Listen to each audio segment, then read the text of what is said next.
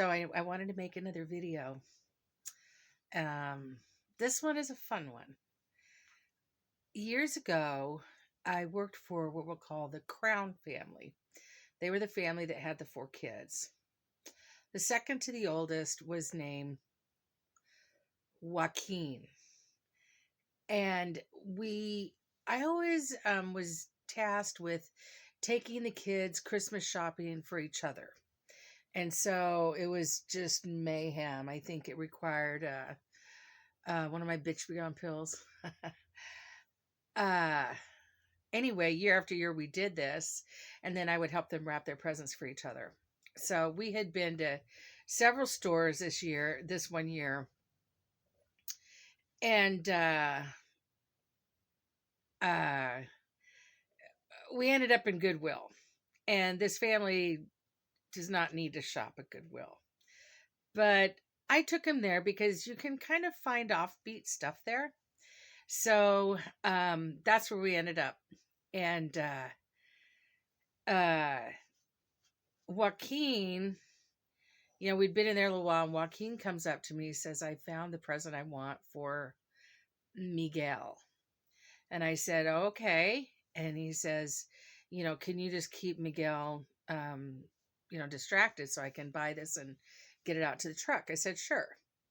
So I said, well, what is it you're buying? And he shows me, and it's this huge stuffed banana with a Rastafarian hat on and dreadlocks.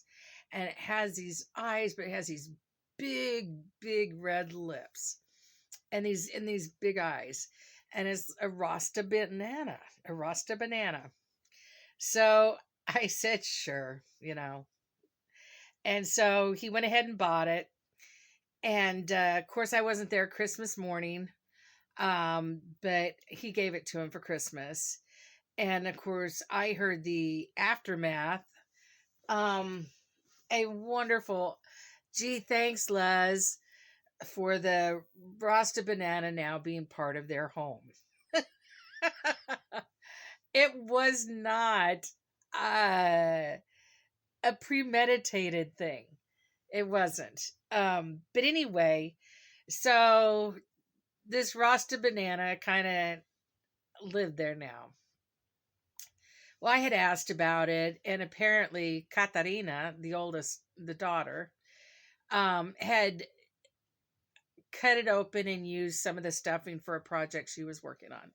And so I just, in years passing, I just randomly asked, well, how's that Rasta Banana? Oh, she told me, and then she told me what Katarina did. So I was like, oh, okay, whatever.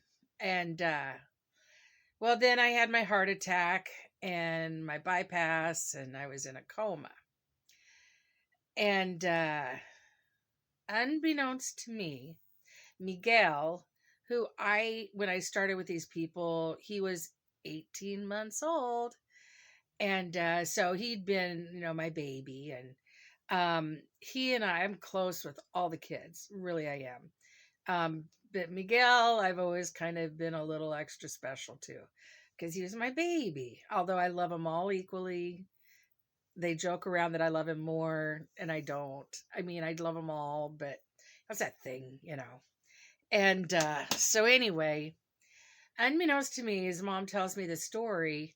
After, I was out of my coma, the state fair, because this all happened around Labor Day, my coma and all this and heart attack.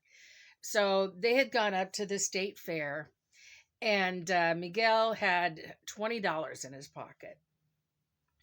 And so they were doing the rides and all this. Well, Miguel was going from, game booth to game booth to game booth, trying to find this Rasta Banana.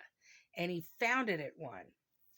And so he told the guy, he says, I'm never going to win enough to get this game, or win this game enough to get this banana.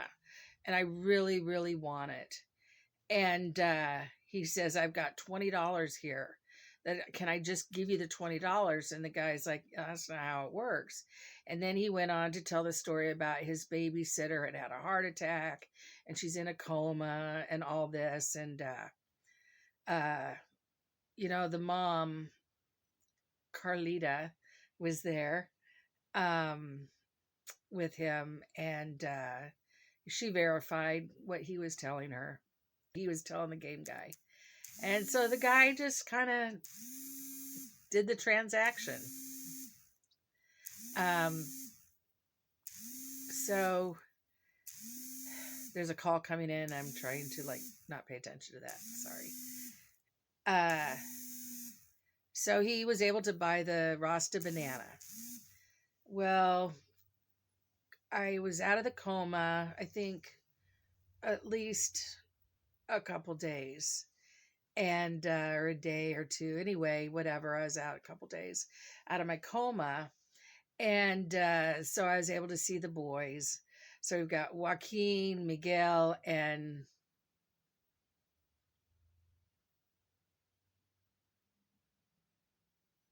Sir Galahad. That's what we'll name him. Sir Galahad. And so um, Carlita says, I'm going to bring the boys by to visit. And I was thrilled. So she brought the boys by and just kind of let us, she wandered off and I was able to, visit with the boys. And anyway, Miguel brought me this Rasta banana. And I was just like, wow, I thought it died, that Carlita, whatever. Oh, no. That, Kati, oh my gosh, it's so weird trying to make up fake names. Um, Katarina, actually, I always called her Katarina. That Katarina had cut it up. And, he goes, no, he tells me the story about how he had went up to the state fair and asked the guy if he would sell it to him. And so he did, and that's how he got this Rasta banana. And so it was extremely touching. And then Carmelita, the mom, or Carlita, whatever I'm calling her, she laughed and said, it was just kind of ironic that now my house would have one of these Rasta bananas. And so it was kind of cute and fun. And so I actually played with it in the hospital. I couldn't hold my arms up for long or really do anything much for long because I had no strength. I had to kind of learn how to walk again. And but anyway, I would be able to braid his hair. And my friend Wendy came and braided his hair for me. And anyway, I'd been in my room in cardiac ICU. I don't know, from that Sunday all the way till, I guess, a week. And then the following Sunday, whatever. I was in there for a long time. But it was the day before I got released. So they moved me from one room to the other. And they're collecting all my stuff. Well, actually, I woke up and they had collected all my stuff and they're wheeling my bed out of this room into another room off the ICU wing. And I heard one nurse, everybody who walked in my room commented on the Rasta banana. But I heard one nurse yell to the other one, "Don't forget the Rasta banana." It was so cool. So that's my fun kid story. Little story that kind of goes with it. That year, I had taken the dad's pickup truck, which was a crew cab. So I had the front seat, full back seat. And the boys were in the back and they were just being themselves and rowdy. And I'd, settle down a little bit, and they'd temper down for a little bit and they'd be back up rowdy and, tossling and, give each other crap and not fighting, just busting each other's balls. And anyway, so it got louder and louder. So, another warning, whatever.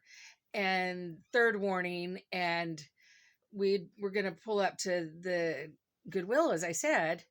And it just had hit a fevered pitch. And I said, that's it.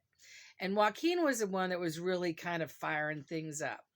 So I said, Joaquin, get out of the truck. You're getting in the back. You're riding in the back. It's like 7:00 at night in the winter, around Christmas. So it was dark outside and cold, but he had a jacket. And I said, and everybody's like, no, it's illegal to ride in the back. I'm like, I don't care. Get in the back. And so he got out of the car and got in the back, and now all the kids are mournful. not to tears, but very, very upset. And so he crawled in the back of the truck, and I had, pulled in the backside of Goodwill when I did this. And so I started driving, and they were all just like, we'll be good. We're sorry, blah, blah, blah, just really upset.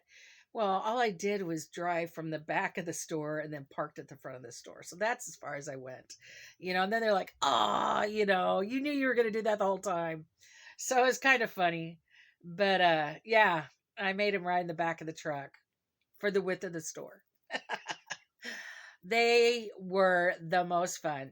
And be prepared for many, many stories about the Crown family.